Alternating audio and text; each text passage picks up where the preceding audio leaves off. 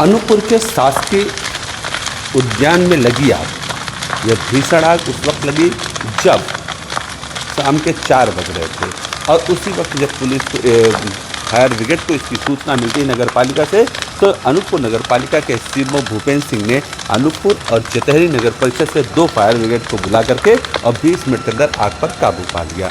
ये भीषण आग थी। आग की वीडियो आप देख सकते हैं कि इतनी भीषण आग जो वहाँ पे लगी, वो उसके पीछे कारण जो बताया जा रहा है वो बांस के झुंड पर वो आग लगी। आग कैसे लगी, उसमें किसी ने आग जला करके फेंका या बांस के घर्षण से लगी। हालांकि अभी गर्मी नहीं है, लेकिन गर्मी शुरू होते ही तो इस तरह की आगजनी की घटनाएं और बढ़ेंगी। लेकिन गनीमत की बात ये थी कि वहाँ पर पेड़ पौधे ही थे और कोई बड़ी घटना नहीं हुई, लेकिन आग बहुत भीषण थी।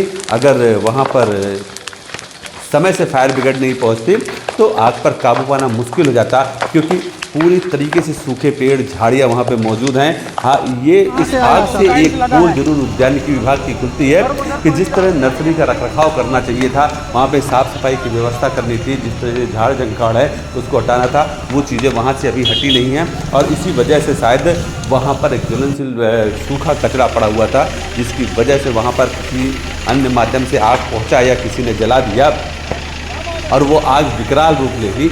लेकिन चतहरी नगर पालिका परिषद का फायर ब्रिगेड और अनूपपुर नगर परिषद का फायर ब्रिगेड जो है वो 15 से 20 मिनट के अंदर सूचना मिलते ही वहाँ पहुँचकर और उस आग पर काबू पा लिया।